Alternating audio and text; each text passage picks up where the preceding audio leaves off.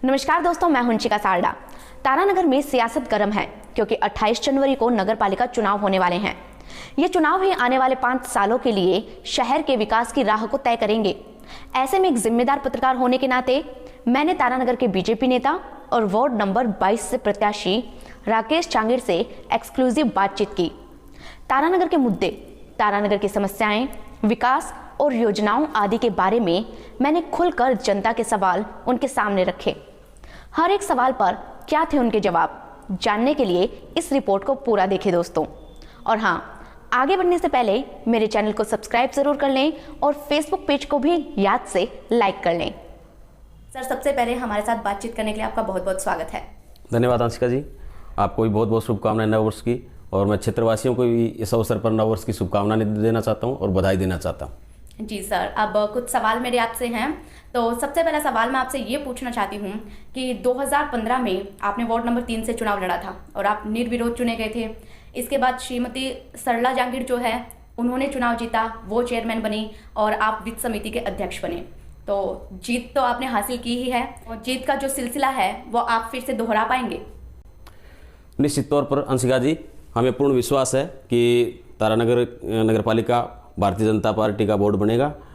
कुछ परिसीमन के अंदर बहुत गड़बड़ियाँ हुई है, लेकिन फिर भी भारतीय जनता पार्टी बहुत अच्छा प्रदर्शन करके पूर्ण बहुमत के साथ बोर्ड बनाएगी। तो जीत का विश्वास है आपको? पूर्ण विश्वास है। अगला सवाल मेरा ये है कि फिलहाल आप किस वार्ड से चुनाव लड़ रहे हैं? मैं वार्ड नंबर 22 से चुनाव लड़ रहा हूँ और मेरी वाइफ वार्ड नंबर 3 से चुनाव लड़ रही है। अच्छा, आपकी वाइफ भी चुनाव में खड़ी हुई है? बिल्कुल बिल्कुल। तो कस्बे की जनता को, और पहले कस्बे की जनता को बाद में, आप ही के वार्ड वासी है, उन्हें आप क्या संदेश देना चाहेंगे?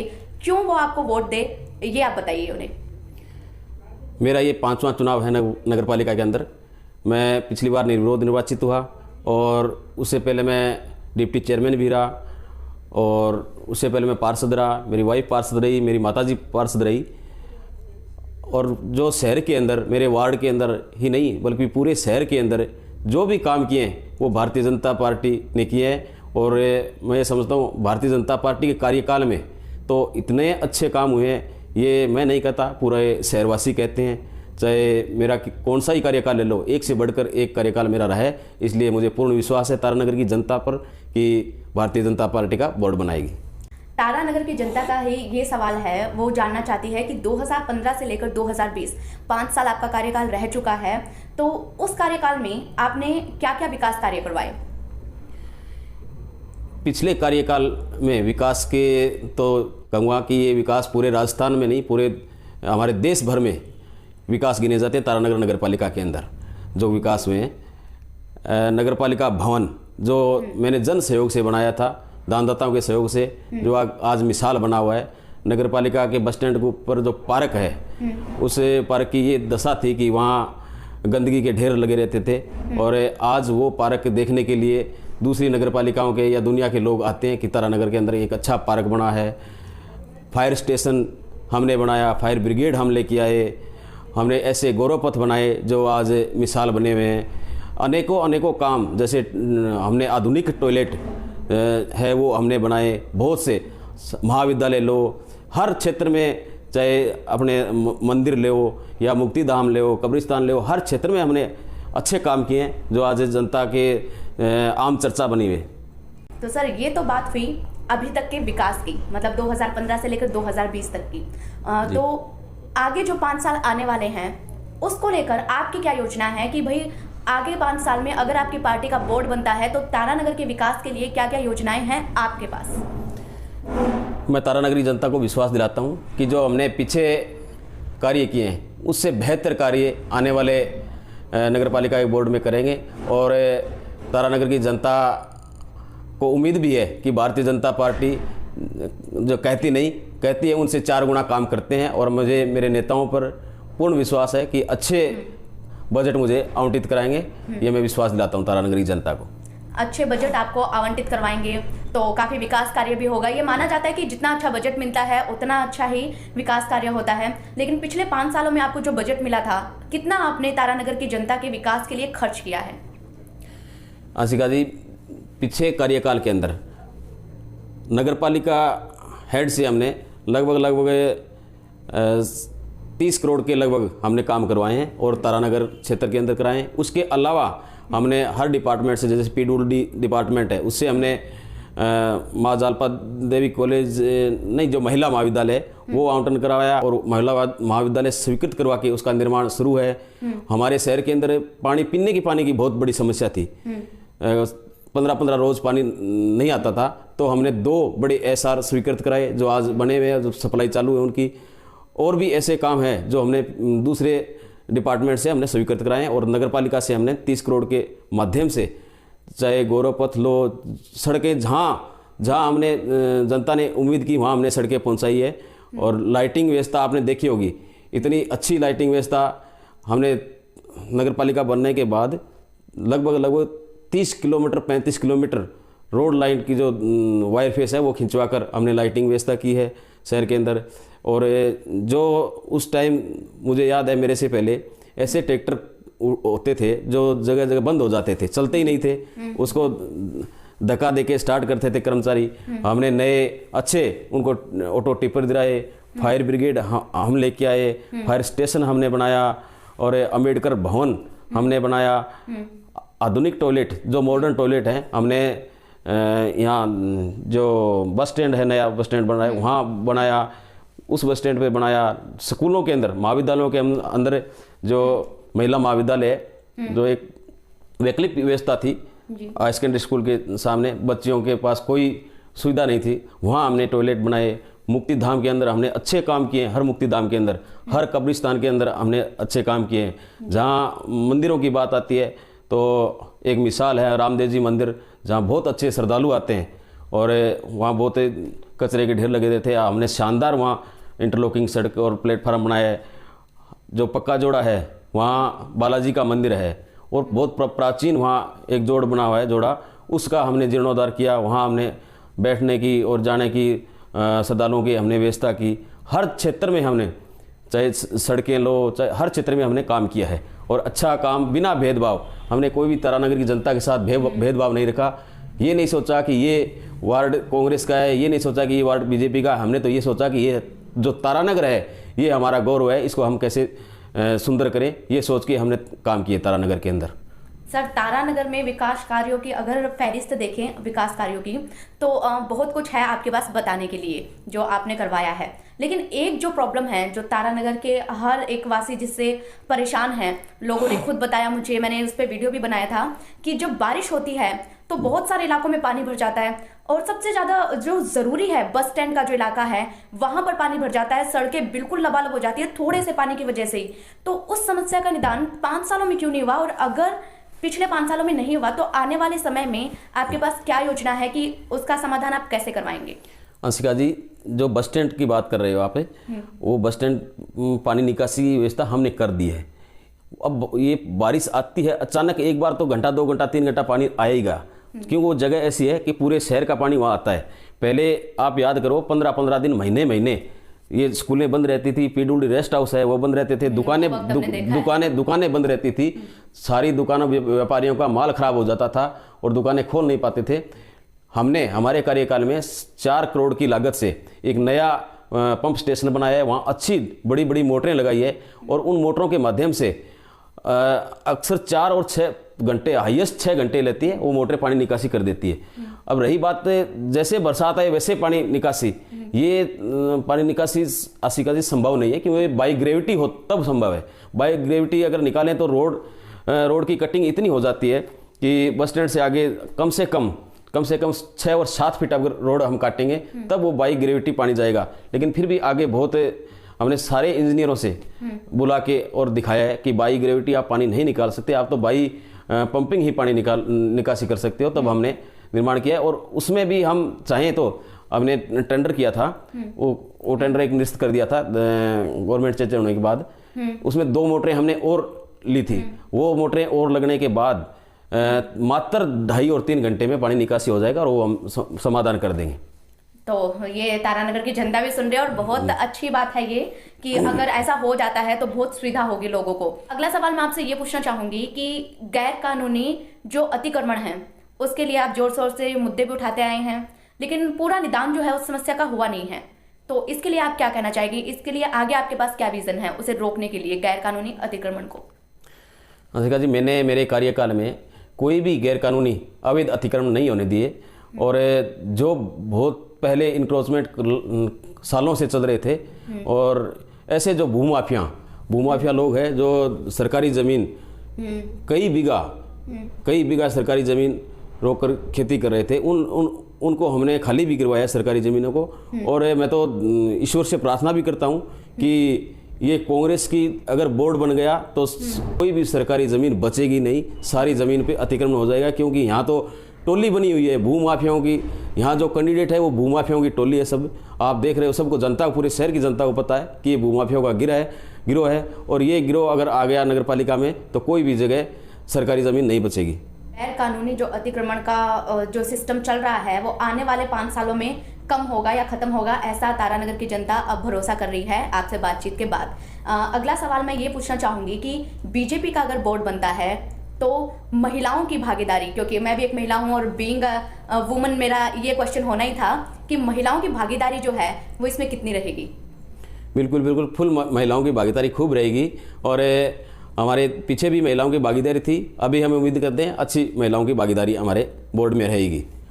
मेरा ये है कि सर्दी का मौसम है और हम तो है भी चूरू में, चूरू ज़िला है हमारा, तो बड़ी ठंड होती है। जो गरीब लोगों के लिए रैन बसेरे हैं जो कि नगर पालिका अरेंज करवाती है, वो कैसे हैं, कितने हैं और उनमें व्यवस्था क्या है? और आगे आने वाले समय में आप चेयरमैन बनते हैं तो उसे कितना अच्छे से और ज़्यादा व्यवस्थित करवाएंगे ताकि जो गरीब जनता है जो वहाँ पर सो रही है उनको राहत मिल सके इस सर्दी के मौसम में? अंशिका जी, हमने ऐसा शानदार रैन बसेरा नगर पालिका के अंदर बना रखा है। आप खुद अगर उसका अवलोकन करोगे तो देखोगे वास्तव में वहाँ सारी बेडिंग व्यवस्था है, तपने की व्यवस्था है, शानदार व्यवस्था। सर्दी के अंदर हीटर लगे हुए हैं और अच्छी व्यवस्था। हमने तो इतना बड़ा भवन बनाया है, वो ही हमारा रैन बसेरा है। हम तो उनको कहते हैं कर्मचारियों को, जो भी व्यक्ति आए रात को उसको यहाँ आराम से सुलाओ, खाना खिलाओ, तपाओ, सारी व्यवस्था, अच्छी व्यवस्था हमने तारानगर के अंदर कर रखी है। तारानगर की जनता का अगला सवाल आपसे ये है कि बहुत सारी कागजी कार्रवाई होती है जिसके लिए लोगों को नगर पालिका में जाना पड़ता है। कोई भी डेथ सर्टिफिकेट हो गया, जन्म प्रमाण पत्र हो गया, या फिर विवाह शादी के लिए प्रमाण पत्र हो गए, कोई भी एनओसी होगी, तो कागजी कार्रवाई में काफ़ी समय लगता है और लोगों को काफ़ी चक्कर काटने पड़ते हैं। लोग बड़े परेशान हैं इस चीज़ से। अगले 5 साल में इस समस्या का आप क्या निदान करवाएंगे? अंशिका जी, तारानगर नगर पालिका के अंदर और हमारे क्षेत्र में भी एक ऐसी परंपरा है कि आज हमें डेथ सर्टिफिकेट चाहिए, आज मैरिज सर्टिफिकेट चाहिए, या विवाह पंजीयन जो भी, या बर्थ सर्टिफिकेट, तो अलग नगर पालिकाएं जहाँ भी है उनमें एक सिस्टम है कि एक टाइम पीरियड होता है निश्चित। 7 डेज आप आज आवेदन करोगे तो 7 डेज बाद आपको चाहे मैरिज हो, डेथ हो या बर्थ हो, ये सर्टिफिकेट जारी होगा। मगर तारानगर का एक कल्चर बना हुआ है कि आज हम जारी करें, आज आवेदन करेंगे, तो कुछ तो ऐसे है कि उनको आज ही मिल जाएगा, सिफारिश वालों को तो आज ही मिल जाएगा, और कुछ ऐसे है बेचारे उनको महीना तक एक चक्कर काटना पड़ता है। तो भारतीय जनता पार्टी का बोर्ड बनेगा तो इसमें एक सिस्टम बनाएंगे कि सभी को एक टाइम पीरियड डालेंगे, 3 दिन विद 3 डेज के अंदर सबको जारी हो जाएगा। तो ये सिस्टम हम आने वाले निकाय में बनाएंगे। तो अब जनता ये मान ले कि विद इन 3 डेज जो कागजी काम जो है वो होने लग जाएंगे तारानगर में। बिल्कुल, मैं तारानगर जनता को विश्वास दिलाता हूँ कि नगर पालिका का बोर्ड भारतीय जनता पार्टी का बनेगा तो हम 3 दिनों के अंदर, और एक ये पीरियड रहेगा कि सारे सर्टिफिकेट जो जारी करने हैं 3 दिनों के अंदर जारी करने पड़ेंगे। तारानगर की जनता को ये विश्वास तो आपने दिला दिया। अगला सवाल मेरा ये है कि तारानगर जो है वो शिक्षा नगरी के रूप में डेवलप हो रहा है, काफी विकसित हो रहा है, लोग बाहर से पढ़ने के लिए आते हैं, स्कूल कॉलेज सब है यहाँ, काफ़ी सारी संस्थाएं हैं जो निस्वार्थ लोगों को सेवाएं दे रही है, और ऐसी स्वयंसेवी संस्थाएं हैं तो उन्हें आप आगे बढ़ाने के लिए क्या कर रहे हैं? जैसे तारानगर में पुस्तकालय भी हो गया जहाँ पर लोग पढ़ सकते हैं, तो इस तरह की और चीज़ें तारानगर में क्या आगे आने वाले 5 सालों में और बनेंगी, और उनको आपकी नगर पालिका की तरफ से, आपके बोर्ड की तरफ से क्या बढ़ावा दिया जाएगा? निश्चित तौर पर हम पहले से भी इसमें लगे हुए हैं। पिछले कार्यकाल में भी हमने 84 स्वयं सहायता समूह को हमने प्रत्येक को 10-10 हज़ार रुपये दिए थे सभी को। 84 स्वयं सहायता समूह हमारे नगर पालिका बने हुए हैं, और इसके अलावा और भी संस्था को हम जोड़ने की कोशिश करेंगे, और ज़्यादा से ज़्यादा हम स्वयं सहायता समूह है उनको बढ़ावा देंगे। जी, तारानगर के लोगों का ये भी पूछना है कि जो असहाय ज़रूरतमंद लोग हैं, जिन्हें काफ़ी ज़रूरत है पैसे की, उन्हें कुछ व्यापार शुरू करने के लिए या किसी तरह का कोई भी अनुदान उनके जीवन के लिए कोई लोन है वो नगरपालिका की तरफ से दिया जाएगा? बिल्कुल दिया जाएगा अंशिका जी। हमने पीछे भी PM 100 निधि के अंतर्गत 250 ऐसे जो रेडी ठेले वाले हैं उनको प्रत्येक को हमने 10,000 रुपये दिए हैं, नगरपालिका की मार्फत से भेजे और उनको मिल भी गए। और उसके अलावा व्यक्तिगत जो लोन है वो नगरपालिका ने मेरे पिछले कार्यकाल के अंदर सैकड़ों लोगों के लगभग 2 लाख रुपए के हमने सैंक्शन किए थे, उनको भी मिल गए। और इसके अलावा हमने जो राष्ट्रीय कौशल प्रशिक्षण है उनके अंदर 107 छात्रों को निःशुल्क हमने प्रशिक्षण दिलाया, चाहे वो दिल्ली हो चाहे जयपुर, कहीं भी कोई भी महानगर में जाके वो प्रशिक्षण लेना चाहता है तो उसका सारा खर्चा नगरपालिका वहन करेगी। राकेश जी, एक सवाल आपसे ये भी है कि 5 सालों के दौरान आपकी ऐसी क्या उपलब्धि रही जो आपके लिए बेहद खास थी?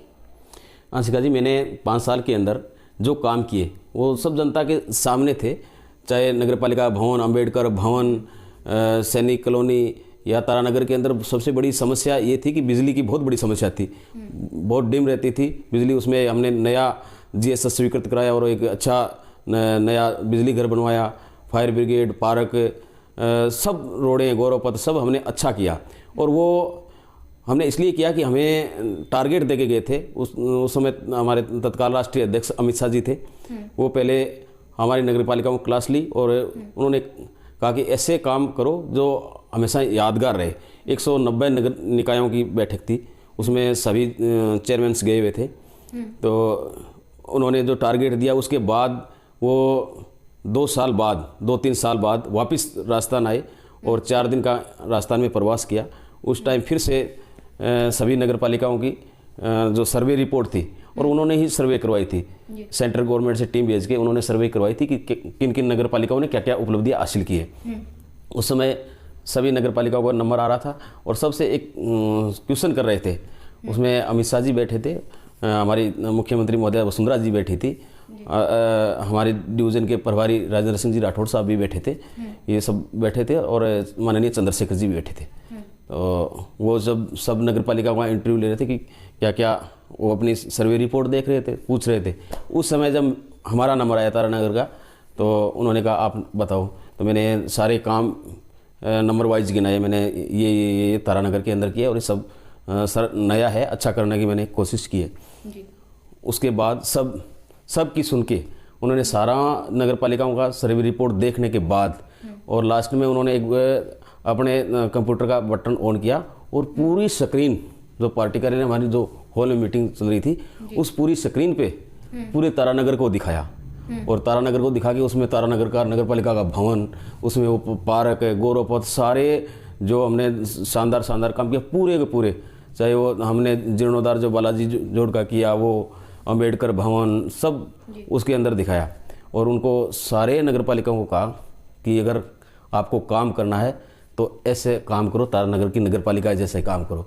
उन्होंने मेरे को बहुत धन्यवाद दिया और मुझे वो वक्त याद है कि मैं बहुत ही उस समय अपने आप को गौरवान्वित महसूस कर रहा था कि एक तारानगर का नाम आया है जो कभी लास्ट में ढूंढते तो नहीं मिलता, वो तारानगर हम फर्स्ट हासिल किया है। उन्होंने कहा बहुत अच्छा आपने किया है, मुझे वो पल मुझे याद है, उसको मैं बहुत अच्छी उपलब्धि मानता हूँ अपने आप की कि हमने वो काम किया। आजकल बड़े बड़े नेताओं का पूरा फोकस रहता है इन निकाय चुनावों की तरफ, तो काफ़ी महत्वपूर्ण है ये और उम्मीद करती हूँ कि वैसा ही एक एप्रिसिएशन तारानगर की नगरपालिका को फिर से मिलेगा। निश्चित तौर पर अंशिका जी, हमने पीछे भी बहुत अच्छे काम किए हैं और आपकी नज़रों के सामने है, तारानगर की जनता की नज़रों के सामने है। और एक काम मेरा कुछ अधूरा भी रह गया, उसको मेरा लक्ष्य है, उसको अगर भारतीय जनता पार्टी का बोर्ड बने तो वो पूरा करूँ। वो है अपने माँ जालपा देवी कॉलेज के सामने एक सैनिकों को 2008 के अंदर 68 बीघा भूमि आवंटन हुई थी और जो सैनिक बेचारे सीमा पर लड़ते हैं, जो नौजवान विधवा वीरांगना, वो बड़ी उम्मीद से आस लगाए बैठे थे कि भारतीय जनता पार्टी का बोर्ड बनेगा और राकेश जी हमें सैनिक कॉलोनी आवंटन कराएंगे। वो काम सरकार से मैंने करवाया और नगरपालिका अधिनियम 174 के अंदर ये नियम बना हुआ है कि कोई भी आरक्षित वर्ग को अगर नगर पालिका या सरकारी भूमि अलॉट करती है तो उसमें 20% से ज़्यादा हम दे नहीं सकते, और उसमें स्थलता राज्य गवर्नमेंट ही दे सकती है। तो मैंने राज्य गवर्नमेंट से प्रयास करके उनको शिथिलता दिलवाई, और 80% जो सैनिक है उनको वो प्लॉट अलॉट होने थे, वो हमने सारे काम पूरे कर लिए। लास्ट टाइम कुछ से लोगों ने मिलकर, और वही मैं ये कहूँगा भूमाफियों की नज़र है उन पे भी, वो लोग मिलकर हाई कोर्ट से उनको स्टे करवाया और राजनीतिक तौर पर स्टे करवाया। हमने काफ़ी प्रयास भी किए, और वो मेरे को उम्मीद है कि हम उस काम को आने वाले 5 साल में पूरा करेंगे, और सैनिकों को, विरुद्ध वीरांगनाओं को, उनको हम वो प्लॉट आवंटन करेंगे। जी, बहुत बहुत शुक्रिया राकेश जी आपका हमसे बातचीत करने के लिए, और उम्मीद करते हैं कि जो जनता से आपने वादे किए हैं अगले 5 साल में तारानगर की जनता से आप वो वादे निभाएंगे, और तारानगर की जनता ये देखेगी कि जो विकास है वो अगर आपका बोर्ड बनता तो आप कितने करवाते हैं, जैसे कि आपने कहा है जनता को। और दोस्तों बहुत बहुत शुक्रिया आपका ये वीडियो देखने के लिए। हमारे साथ थे राकेश जी जांगीर, और एक्सक्लूसिव ये वीडियो था। तारानगर चुनाव से जुड़ी हुई काफ़ी सारी खबरें हैं जो आपको हमारे ही चैनल पर देखने को मिलेगी। आपके जो भी सवाल हैं आप मुझे लिखकर भेज सकते हैं, कमेंट सेक्शन में आप मुझे बता सकते हैं। इस वीडियो को यूट्यूब पे ज़रूर लाइक करें और सब्सक्राइब करें, और हाँ, अगर इसे फेसबुक पेज पर देख रहे हैं तो फेसबुक पेज को भी लाइक करना बिल्कुल ना भूलें। अपने मुद्दे और इस वीडियो पर अपनी राय आप मुझे कमेंट सेक्शन में ज़रूर बता सकते हैं। मुझसे संपर्क करना चाहते हैं तो आप मुझे फेसबुक के इनबॉक्स में मैसेज भेज सकते हैं। अपना ख्याल रखें, खुश रहें, और हाँ, तारानगर चुनाव से जुड़े हुए जितने भी अपडेट्स हैं वो देखते रहें। धन्यवाद।